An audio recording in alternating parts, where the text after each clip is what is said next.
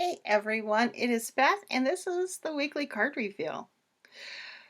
When you've been doing something for a long time, you hit a point, several times over, where you're like, how can I keep this interesting for myself? Because I do enjoy doing it, and I know you all really enjoy this offering. And it's a lot of fun to do. But, you know, doing the same thing week after week, year after year, and I'm like, it gets a little stale. So last year I started doing some pile stuff, and that's been really fun. And I'm gonna continue doing that. And this year I'm like, how can I add a different aspect of the card reveal? And video came to mind. So here we go. We're gonna, most weeks I'm gonna aim for most weeks. A weekly thing like this where you pretty much can be a little overwhelming at times. So if I'm not feeling awesome that week, or my energy's off, I'm not going to kick my butt over not getting one of these out. But I am going to aim for getting one out for most weeks. Most weeks I can talk. I can do it. So this week is the Holly Simple Tarot. I love this deck. This is one of my favorite decks. She has a couple others out that I'm really interested in too. I really adore this deck though. So, Son of Cups. Let your rainbow out. Don't, hold on one sec. I never know why I tell you I'll be right back, because frankly you would never know I was gone. But I always do anyways. Anyway, okay, so sorry about that. Son of Cups, let your rainbow out. Let your energy flow. This is not the time to kind of stop up your energy and be like, oh no, gotta hold on to it, gotta hold on to it. Doesn't matter what that energy is. I'm just gonna hold on to it. The Son of Cups is asking us to let our energy flow. It's a good thing to move that energy out, because you're not just looking at like, ooh, this energy feels kind of, it's got the funk. It's a little funky and I don't like it and I want it to move out. This also includes the stuff that feels really good. You want to keep that energy moving, whether it's stuff that really needs to just be composted to the universe or stuff that feels good. The Son of Cups is asking us to continually keep engaging in this energetic flow to help ourselves feel better. This is, it's a way to, you kind of start to feel a little stagnant. If even with good energy, if you don't get this going. So let your rainbow out. Don't be afraid you're not going to have enough energy. You will. That's no problem. You're going to have it. Just let that rainbow, because the first thing I thought when I saw this card was let your rainbow out of your head. And which is your crown chakra, which moves a lot of energy in and out of your body. So literally just picture that rainbow going right out of your head and showing you where it wants to go, because you're going to feel better when you start letting your energy do a little bit of movement, not holding on to it so tightly. It makes a big difference when you move that stuff out of the body. Let the new stuff come in. Let that flow out when it's ready, and just keep going. Let that rainbow out. And not get caught up in, oh my goodness, it's this. So yeah. As the other thing that comes to mind too with the Son of Cups is that the energy in your body at any given time, you know it, you know what it's feeling, you know what it's doing, and that in a way feels safe. So there's a tendency to want to just stay in that safe place and hold on to that energy, and that sometimes can be a little problematic, especially when you just need it to move out. Even if it's good, that's the thing, even good energy needs to circulate. So let your energy circulate, let that rainbow come out of your head, and see what happens. And the next card, card 2, is the Two of Pentacles. So in Pentacles, whereas Cups tends to be water, emotion, dreams, intuition, that's the energy moving kind of thing, will also help with any intuitive issues you may or may not be experiencing. The more you let your energy flow, the more you kind of connect with what you need to, and it can express itself better to you. So, card 2 is the Two of Pentacles. And the feel of this was really know where your money's going right now. Pay attention to your spending this week. And it's not about not spending, it's simply about being conscious of where you're putting your money, why you're putting your money there, and is that really where you want to put your money? Sometimes you just got to take a step back from something. I'm going to use, because I just broke my tarot deck fast by buying the Hay with Tarot, which will be up as an unboxing in the next week or two. I'm not sure when that one's going up, but soon. So I hit a point where I bought a lot of decks, and I felt like I'm not using what I have. So 2018, I bought one deck. 2019, I did not buy any decks. And that was a conscious decision. Every once in a while I'd be like, do I want to buy a deck? That one's really cool. And I'd be like, no. And it helped me pull back from that fear of missing out. Because if, like, this is an independent deck, you never know how long an independent deck is going to be around. So there tends to be a little bit of like, oh my God, I gotta get this now because it may be gone. So I pulled back from that a lot by not buying anything, making this conscious choice over and over again, not to put my money there and to use what I had. That's what this card's asking you to do. Really just pay attention and to stop and make the choice whether you want to put your money there or not. And use that to empower yourself, not to deny.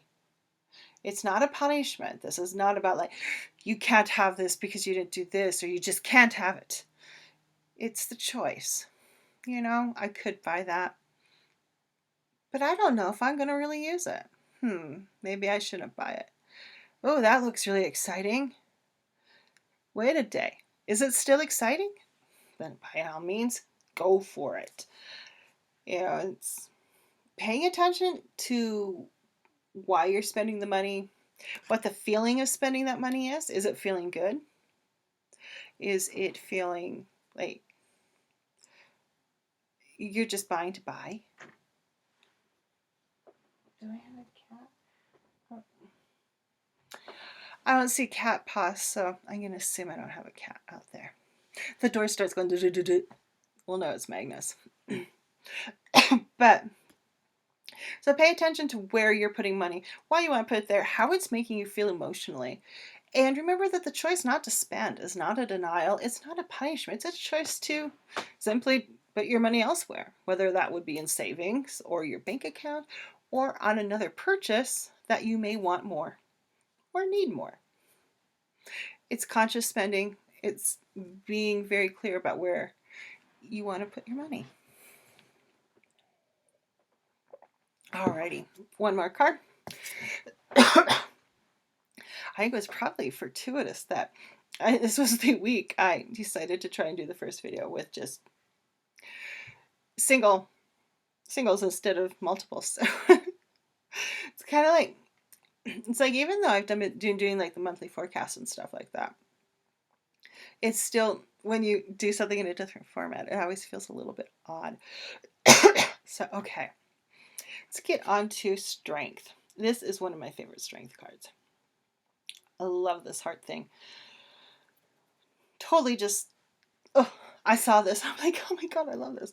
A lot of the strength, it's not like the lovers who really, almost all lovers are like, ugh. But, you know, it's kind of not, it's one of those cards that just is for me. But I really love this one. I like this portrayal of it.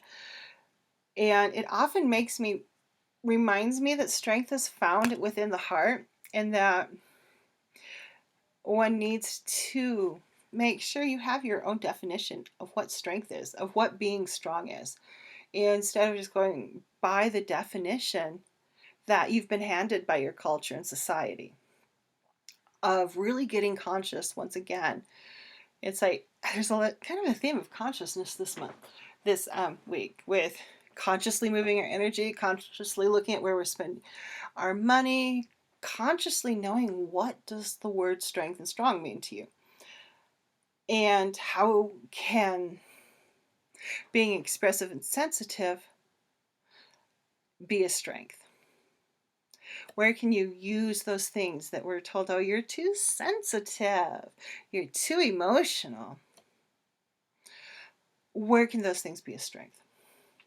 How can those things that all too often are good things, it's good to express yourself. It's, in a healthy manner, not, in a passive aggressive way or anything like that. It's a good thing to be able to say, hey, this is what my needs are. This is what I'm feeling.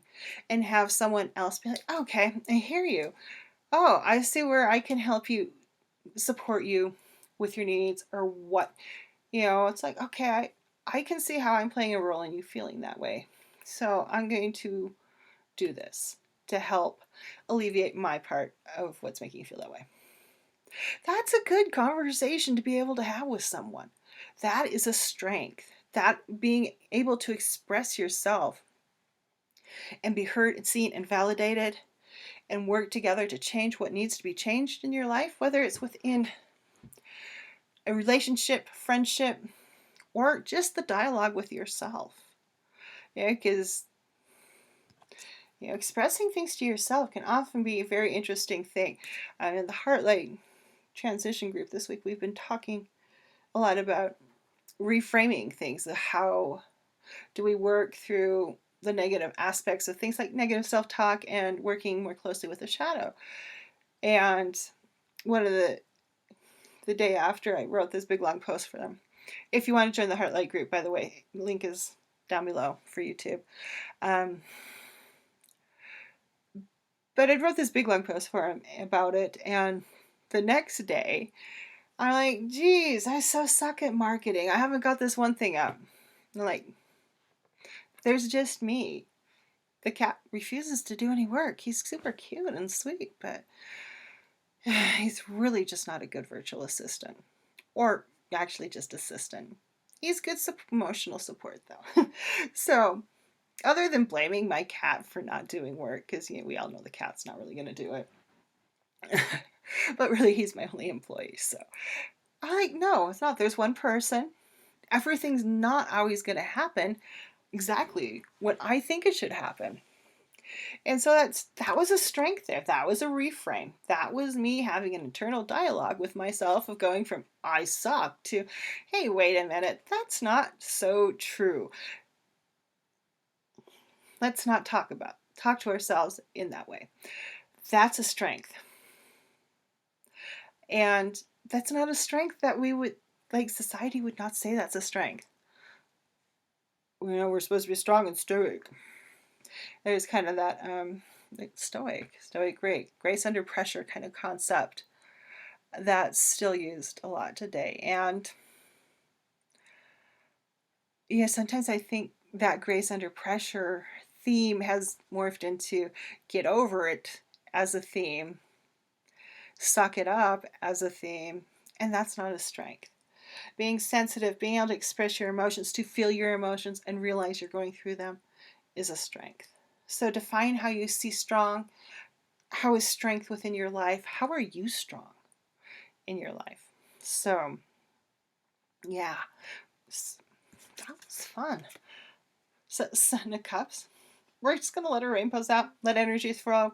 Pile 1, pile 2, which is kind of funny. I just realized that 2 is 2 of Pentacles. And we're watching our money for pile 2 and making conscious choices about where we spend it. And pile 3 is strength and, defining strength, how we want it to be, what we consider strong, and letting sensitivity, emotion, being expressive about our needs, our wants, our desires is a powerful thing. That is a strength in itself. So, alrighty, first video, weekly card reveal. Ooh. So, yeah. Okay. Oh, before I forget, Heartlight Group again. We are going to be doing some, I'm calling it energy workshops. A bunch of little mini sessions of information, exercises, everything from, we're just going to start at the beginning because I started the group in 2016, and back then I did a bunch of stuff about energy, but that was 2016 and it's 2020 now. And my understanding of energy work and how I use my energy and all that kind of stuff has expanded from that original base. So we're going to be talking about what is the energy in your body, the main clairs, magnetic field, feeling, using, grounding, clearing, what lives with you and why you may not want it there, cleansing, clearing, everything from breath work to movement to help you move energy, because a lot of times the easiest way to start moving your energy is with it using the body, how lymphatic systems play into this. I stopped counting at 13. There's about 20 topics on my paper. So I'm really excited about this project. So if you're interested, link down below here on the YouTube. Feel free to join. Alrighty, everyone. Have a wonderful week and go out there and be the love in the world. Bye-bye.